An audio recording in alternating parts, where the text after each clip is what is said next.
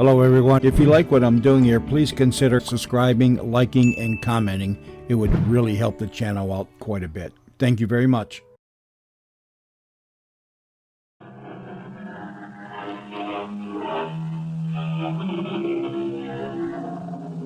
Come in.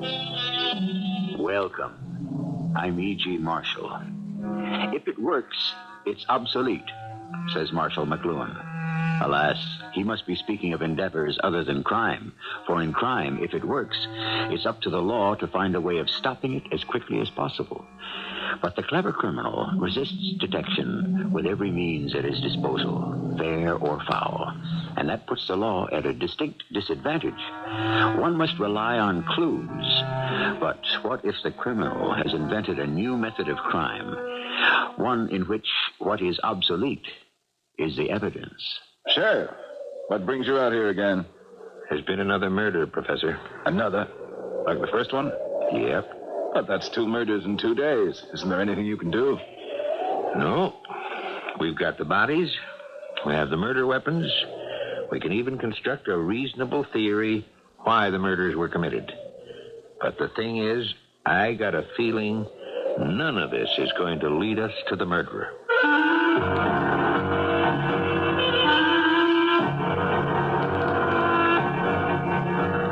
Our mystery drama, The Dominant Personality, was written especially for the Mystery Theater by Percy Granger and stars Roberta Maxwell. I'll be back shortly with Act One. Imagine a rural area in the northern United States, an area so remote, the only roads are old logging trails. An area of glacial lakes and dark forests where the population is so sparse, every house is an isolated outpost of civilization. In the summer, the tourists come to boat and fish, but with the fall, they return to the city. And those few who remain, the natives, settle back into solitude.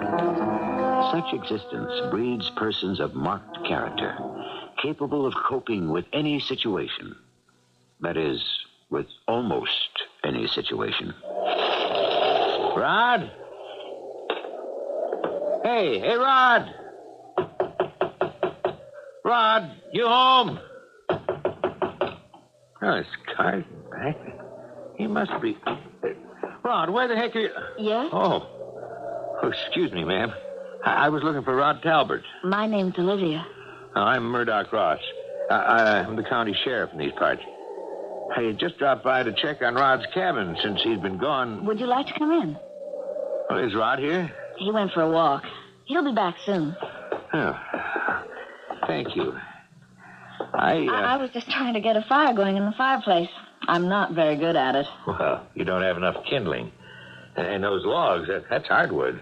You ought to use something like birch or popple. Thank you. I guess it'll take me a while to learn everything. I'm going to have to know. Say, excuse me for asking, but are you a friend of Rod's? I'm his wife. His wife? I never knew Rod was married. He wasn't. We were married yesterday. Where? Down in the city. Well, I can tell you something. All these years, Rod's had a girlfriend and never said a word. Of course, he's not the kind to share confidence. No, we only met 2 weeks ago. But 2 weeks? Well, I guess it does seem a little strange, but we were attracted to each other right off. It just seemed the natural thing. There. Is the fire better now? Oh, yeah. You want me to light it? No, I want to do things for myself. I've lived all my life in the city. Everything's so safe and predictable there. Sure is funny. What is? Rod getting married. I don't know anyone who's more of a loner than him. You know what we call him? The Great Gatsby of the North Woods. No one knows where he's from or why he came to live up here. How long has he lived here? Oh, it's nearly 7 years now. Strange fellow. But, of course, he must have told you a few things about himself. No. I fell in love with his eyes. His eyes? It sounds silly, I guess, but it's true. I was working as a waitress. Not much future in that. I must have seen 100 people a day sitting at that counter. Then Rod came in. Other men had looked at me that way, but With Rod, it was different. He didn't say much at first, but he kept coming back. He never stopped looking at me. Then he started telling me about this cabin and the lake and the woods. It all sounded so beautiful. I never would have figured when he disappeared like that 3 weeks ago. He'd gone to town to get himself a wife. Say, you got that fire going pretty good now. Listen, I don't want to stick around here on your honeymoon. You tell Rod I'll be by to see him tomorrow. Is something the matter? Well... What is it? I'm afraid Rod's got a problem with some of the folks around here. Really? But we're so isolated here. There's not another house within a mile. Yeah, well, like I say, Rod's a real loner. He just don't seem to like other people. He's got a habit of running trespassers off his land at gunpoint. Rod does that? Yeah. One neighbor in particular, a fellow named Shep Taylor, kept a dog. Now, Rod claimed he could hear the barking through the woods. He was always making threats. And then about a month ago, just before Rod disappeared, someone poisoned the dog. And it died? Yep. Anyhow, now Taylor's gone out and bought himself a new dog, and, well, I don't want any more trouble. Maybe now that we're married, all that will change. Yeah, maybe. Let me pay visits to the neighbors. When there's so few people around, it's silly not to get along. Well, there's Shep Taylor and a widow named Mrs. Booker. She's kind of a hermit herself. And then down the road in the other direction is Leo Hertel. He's from the city, too. He was a professor of psychology at the university until he decided to drop out of society and come up here. He sounds interesting. Yeah, he's got a whole cabin full of books. Well, it's going to be a cool evening. You ought to sleep good up here. I'll walk you to your car. It's nearly dark. I wonder where Rod is. Oh, he didn't say where he was going? He said he needed to go into the woods for a while. Hey, you're not afraid of being left alone, are you? Oh, no. This is an adventure. Oh! What's that? Oh, that's a loon. You'll hear them a lot up here. What a lonely sound. Now, good night, Mr. Talbot. Good night, Sheriff.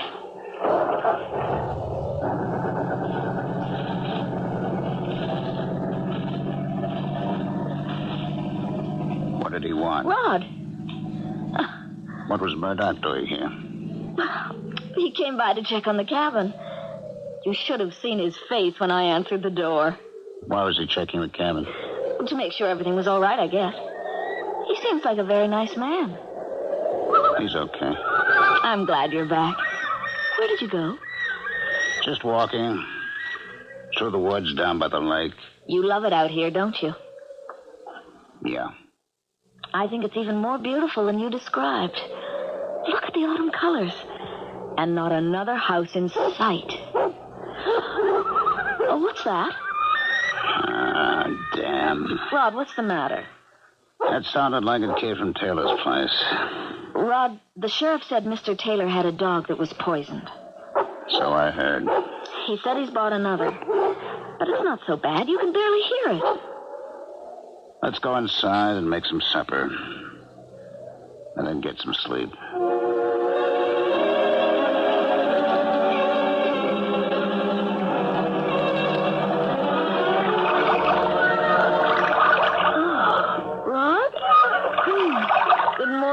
Morning. How'd you sleep? Oh, I don't know. I feel tired. Here, splash some water in your face. Oh, it's cold.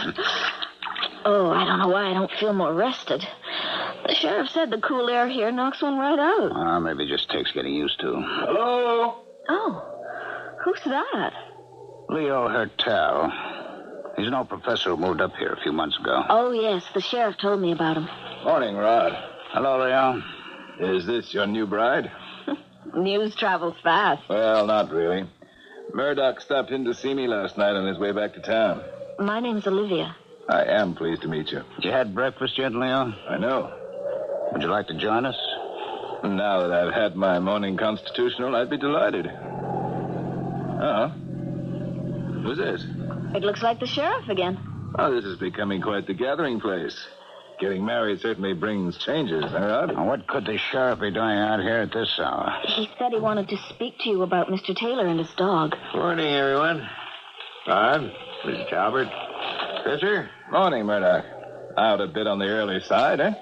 Shep Taylor's been murdered. What? Oh, no. What happened? He was found in his bed, bludgeoned to death. Otis Thompson came up from the lumberyard to make a delivery about 7 this morning. He knocked, and when there was no answer, he went on in. Oh, that's terrible. I thought he'd got himself a new watchdog. Yeah. Wasn't any good, huh?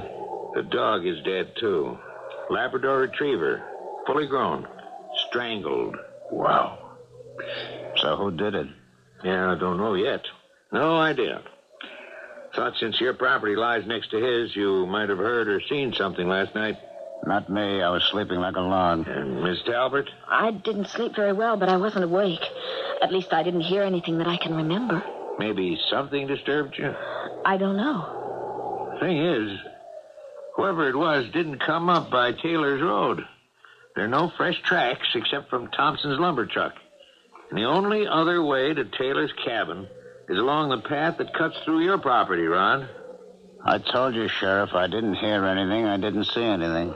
You think perhaps it was a hunter? Yeah, deer season doesn't open officially until tomorrow. Oh, it could have been a poacher. Yeah, poachers don't generally leave trails.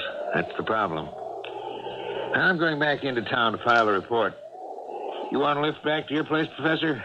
Yes, Talbot asked me to stay for breakfast, but I think maybe I should just take a rain check. Suit yourself, Leo. Of course. Oh, Mrs. Talbot, I'm sorry about this. It's not a very pleasant introduction to our community.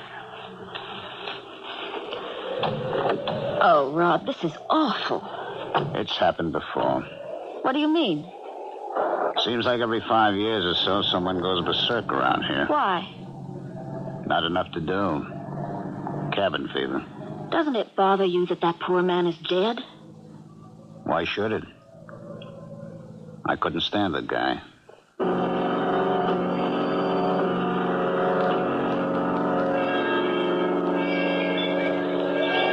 Professor Hertel?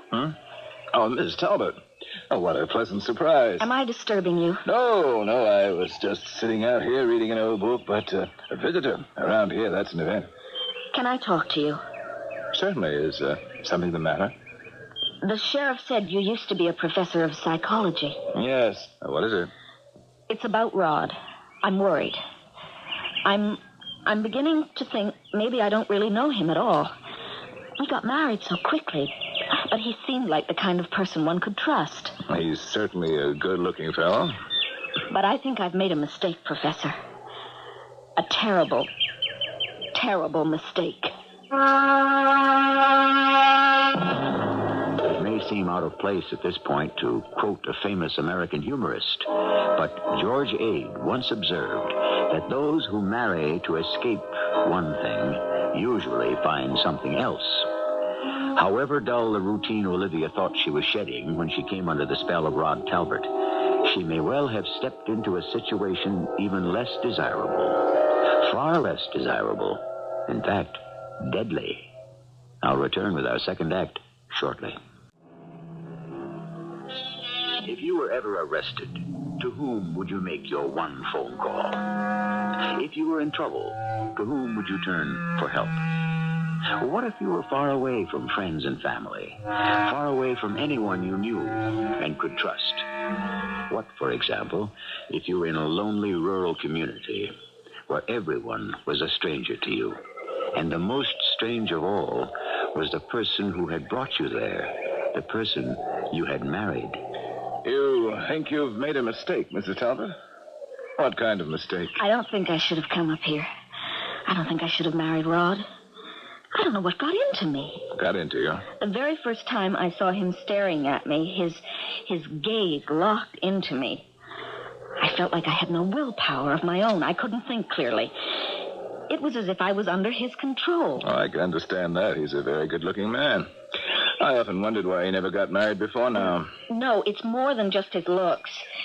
He has some kind of power. Oh, it sounds to me like you're talking about love. No. And if you are, I'm afraid you're talking to the wrong person. I've never been married. I was so obsessed with my experiments and researches into the mind, I realized I was working myself into an early grave. That's why you moved here? Yes, this forest primeval, as Longfellow would call it, is the furthest extreme imaginable from the bustle of university life. And now, at last, I'm free. But the murder of Mr. Taylor... I know. Shocking. Tragic. Didn't you notice yesterday when the sheriff came by and told us about it that Rod seemed totally unmoved by that man's death? Rod's not an easy person to get to know, and I haven't known him that long. I've only lived here a few months. But you don't think he killed Taylor, do you? I don't know what to think. All of a sudden, he seems so cold. Oh, that sound. The cry of the loon. It's so lonely. The Indians used to say the cry of the loon was like the cry of a woman lost in the woods. I'm beginning to know that feeling. Are you frightened? Yes. I'm tired. I slept so restlessly again last night. Doesn't that mean something? My subconscious telling me what a terrible mistake I've made? Mrs. Talbot, I have been observing your husband. Frankly, he fascinates me. And I think I can tell you something about him. Please. He is what we psychologists call a dominant personality. What does that mean? A law of nature demands that human beings, just like any other animal species, have a pecking order, an order of dominance. It's been clinically proven that there is a small percentage of people who have the ability to lead others, to control them. These are people to whom the rest of us just naturally defer. Why? Well, it could be due to any number of causes. Superior will, a stronger sense of purpose. But the point is, I don't think you need to worry that Rod has cast any mysterious sort of spell over you. But do you think he killed Mr. Taylor? I mean, if they were enemies, if Taylor was getting on his nerves, if Rod is one of those dominant people, he wouldn't like it very much if his will was thwarted, would he? No. Has he ever told you anything at all about his past? No, he never discusses it.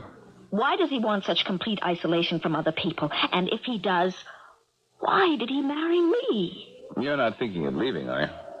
What if he plans to kill me, too? I think we're jumping to conclusions. You say you're frightened.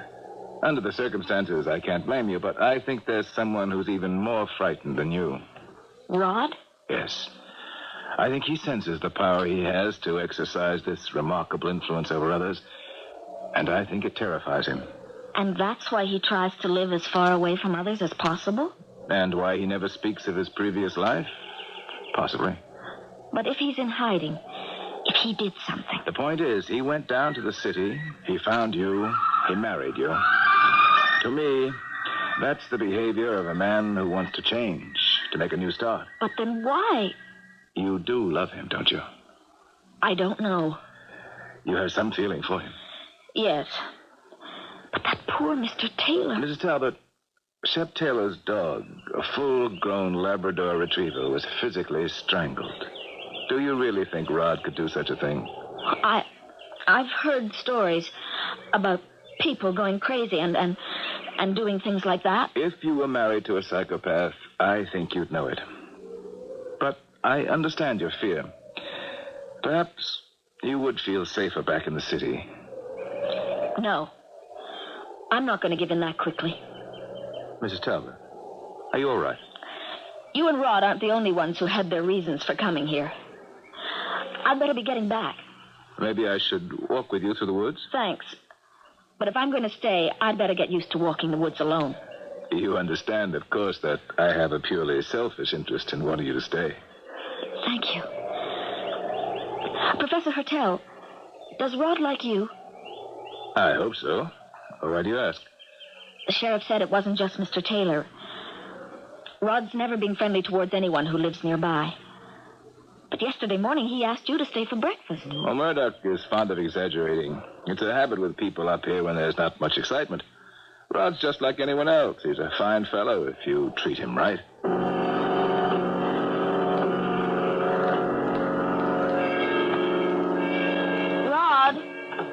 Rod, I'm back. Are you here? Morning, Mrs. Talbot. Sheriff. Pardon my coming on in. It's getting a bit chilly this time of year to wait around outside. I didn't expect you. I didn't see your car. Oh, it's parked down by the main road. I came up through the woods. Is Rod here? No, I was just waiting for him myself. Certainly doesn't like spending much time indoors, does he? No. You got any idea where he might be? When I awakened this morning, he was already up and gone. Maybe he went hunting. Hunting? The deer season opened today. Rod's real fond of stalking game. He didn't say anything to me about it last night. He just up and disappeared, huh? I guess he's still used to living alone. Yeah, I guess so. Why are you here? Because, Mrs. Talbot, there's been another murder. What? Yeah, found the body this morning. Was it someone who lived nearby? No, this one was a hunter from the city. Oh. Made camp down by the river on the other side of the road. Oh, but that land, that's the land that Rod owns. Yeah? Was this man shot? No, he died the same way Taylor did. Bludgeoned. Obviously by a person of great strength. Now, some other hunters going upriver by boat spotted him at dawn this morning. I'm sorry. Well, I'm a mite more than that. Where is Rod, Mrs. Talbot? I don't know. I told you he wasn't here when I woke up. Where were you just now? I went to see Professor Hertel. Oh, social call? He's a very nice man. Is there anything you care to tell me, Mrs. Talbot? About what? 2 murders in 2 nights. Don't have to tell you how it looks, do I? No. No. Now, I know Rod doesn't like trespassers, Mrs. Talbot. Well, neither do I. But the penalty for trespassing is ordinarily not death. Do you have proof that Rod did it? No, nothing concrete. There's no smoking gun, as we say. That's why I'm here. Are you a heavy sleeper? I don't know. Why? Yesterday morning, you complained you had a bad night. Yes. And now, how about last night? Why? I just thought you might have been kept awake by Rod's comings and goings. That's not fair. You have no proof against him.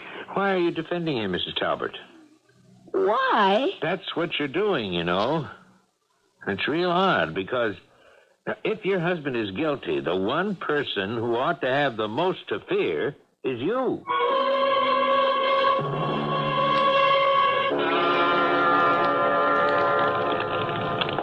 Hello.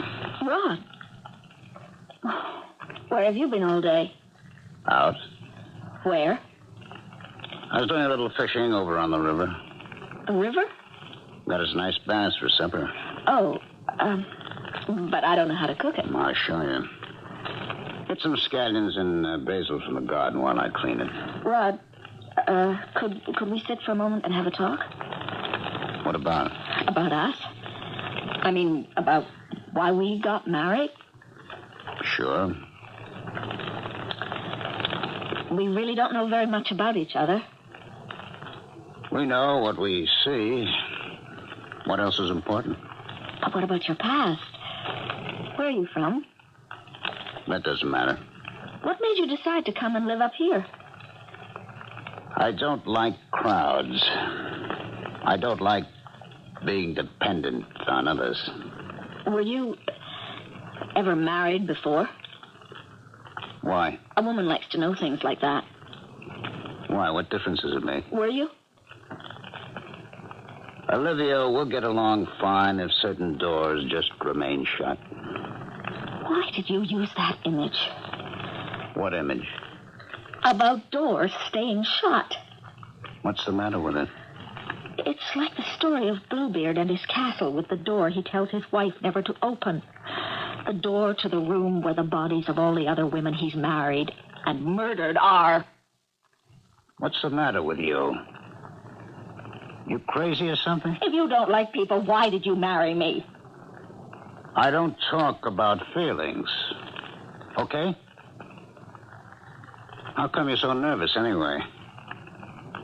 If I'd known you were going to be so nervous, I never would have picked you. Rod, there was another murder last night.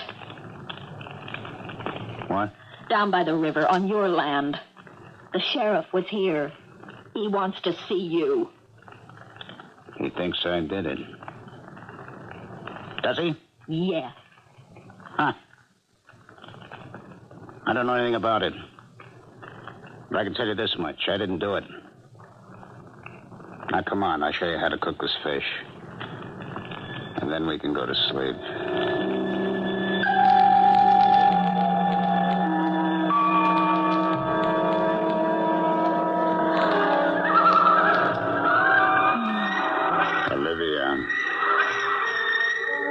Olivia, are you asleep?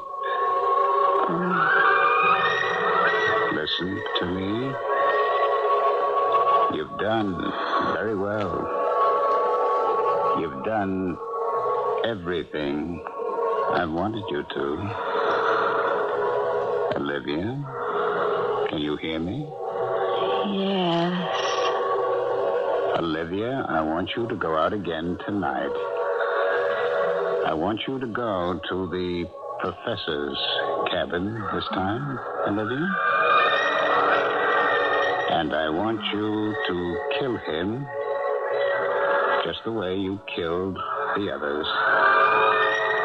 And then you will come back here to bed.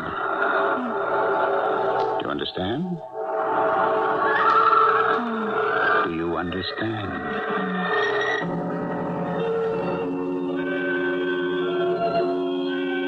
Farewell, contentment.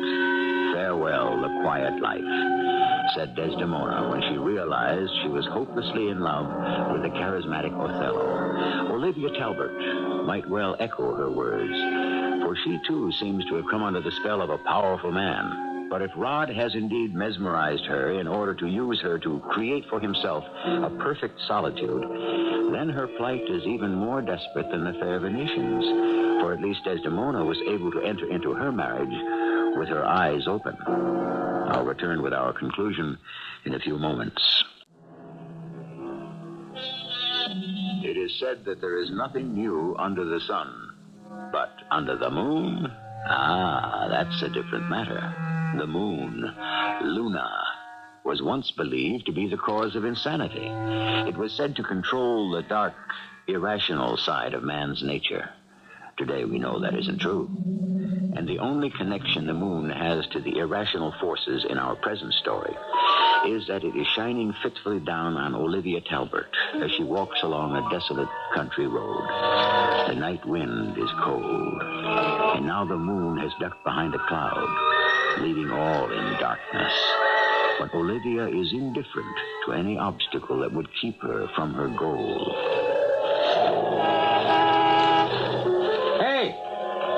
Hey, hold it up there.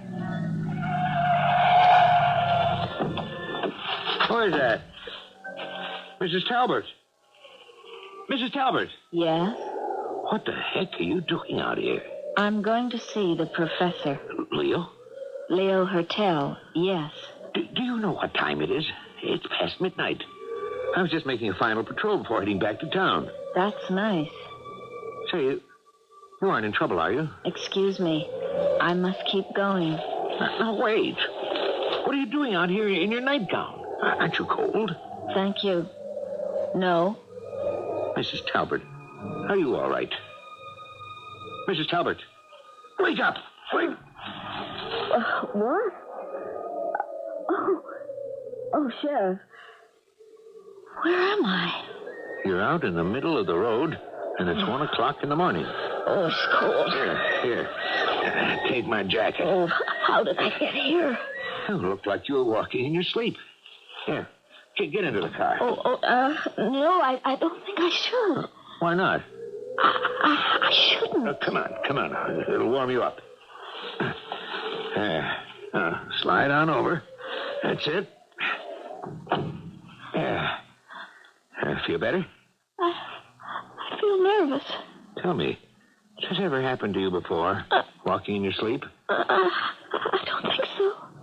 What's that thing you've got in your hand? What? Oh. What is it? It's a whetstone with a wooden handle. Kind you'd use on a large blade. Let me see. Oh, it's so heavy. What was I doing with it? The question is, where did you get it? I don't know. Seems to me I recollect Rod having a whetstone like this. There's a tool shed behind our cabin, but Rod keeps it locked. You think you could have opened that lock in your sleep? No, I couldn't have done it because I don't know where he keeps the key. Mrs. Talbot, why were you going to see Leo Hertel? Was I? That's what you said before I shook you awake. Why should I be going to the professor's house in the middle of the night? And with that implement in your hand. Sheriff, you don't think that I... Now that Taylor is dead, Leo is Rod's closest neighbor. But I like him. But what about Rod? Rod likes him, too. I mean, he certainly doesn't have anything against him the way he did with Taylor. You heard him the other day. He even asked him to stay for breakfast. I don't pretend to know what goes on inside that man's head, Mrs. Talbot. You don't think that Rod... But what did he do? Hypnotize me? That's not possible, is it? I don't know. I don't know what goes on these days anymore. I think you're making a mountain out of a molehill. If you're suggesting that I'm susceptible to hypnosis and that Rod has been using me to kill people. Would you like me to take you into town? Now? What for? Maybe you'd feel safer. I'm not afraid. You could stay with us, huh? Have my wife make up a bed for you. No. I want to go back to Rod. Why? I want to be with him. Look, Mrs. Talbot... I'm not afraid of him. Please take me home, Sheriff. That's where I belong. That's where I want to be.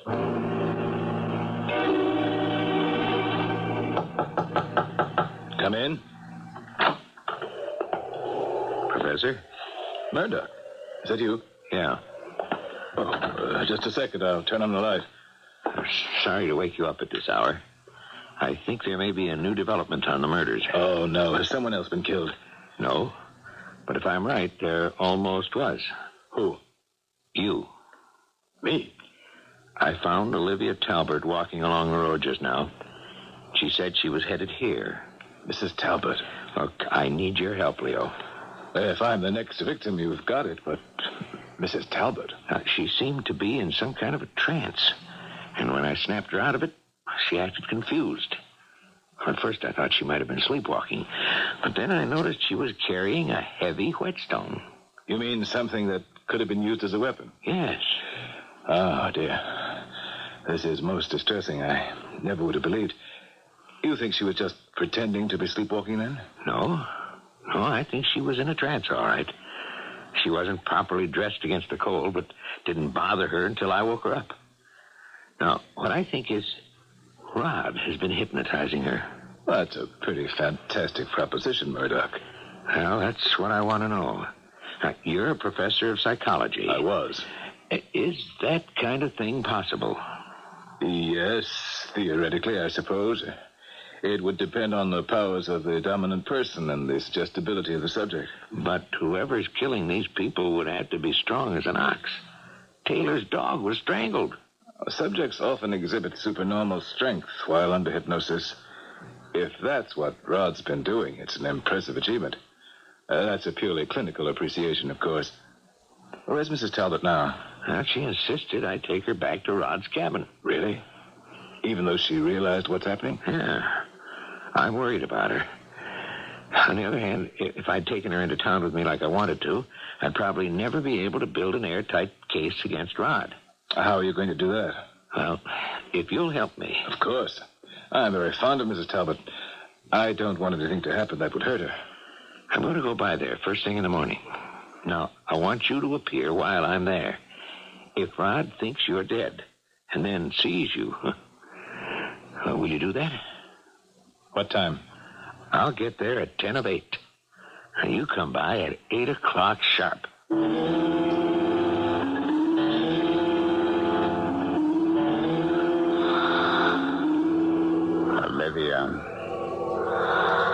Olivia, you returned much too quickly.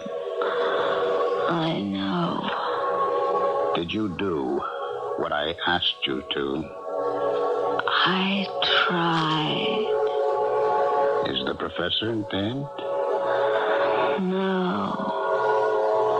Why not? I I didn't go all the way to his cabin. You didn't listen to me.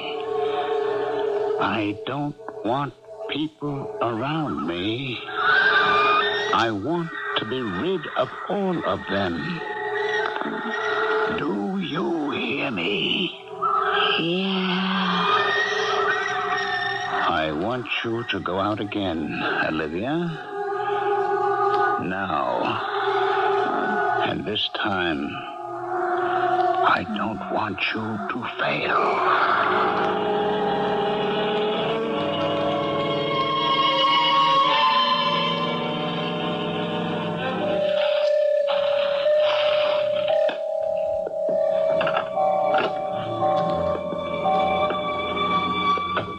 Come in, Olivia.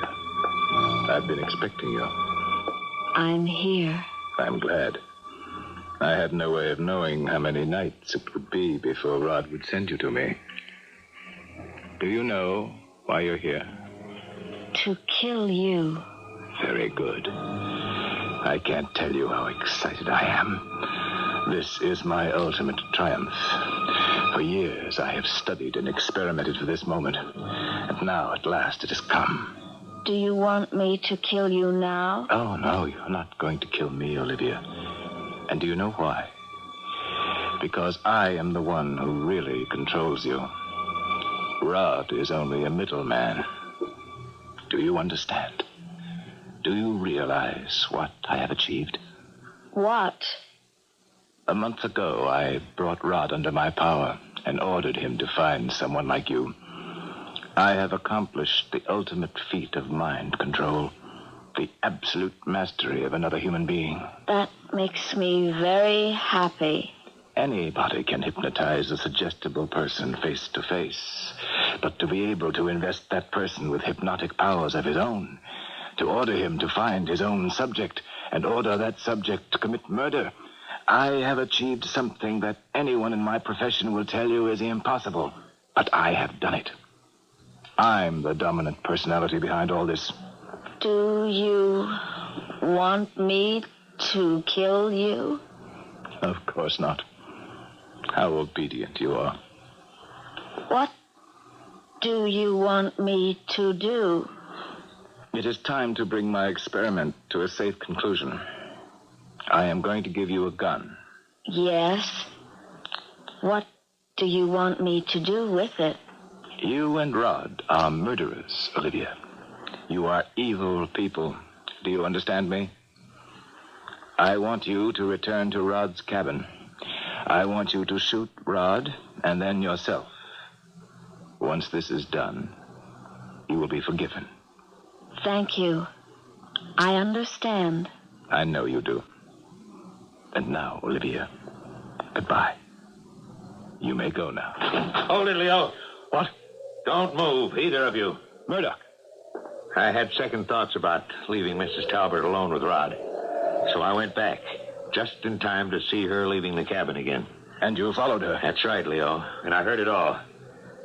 Mrs. Talbot, you can put that gun on the table now. Mrs. Talbot? Leo, tell her to put that gun down before she hurts herself. Olivia, point your gun at the sheriff. Leo. Do as I say. Yes? Leo, tell her to lower that gun. Squeeze the trigger, Olivia. Squeeze it. Yes. No. At him. Not. That nice man. Mrs. Talbot, will you give me that gun now? Are you all right?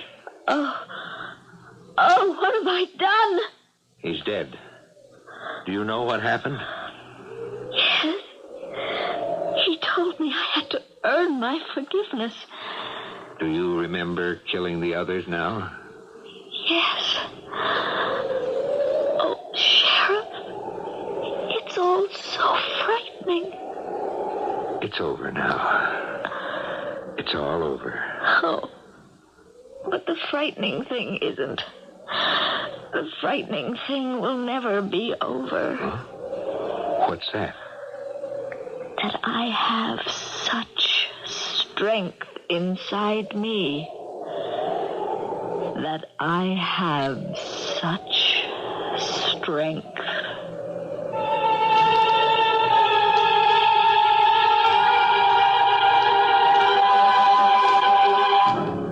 At the final moment, Olivia Talbot turned her gun on the very man who seemed to have her under his total control.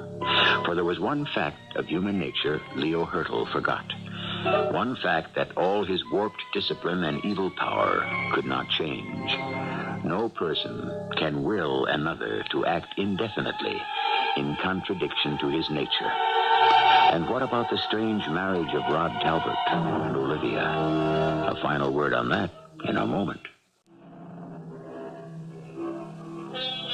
Whatever it was in Rod Talbot's past that drove him to the woods remains a secret. That he is innocent of murder is all we need to know. The rest is none of our business. As for his marriage, we can assume it was annulled. For the one thing we do know about the man is that he prefers to live alone. And it is usually best to let people have their way in such matters.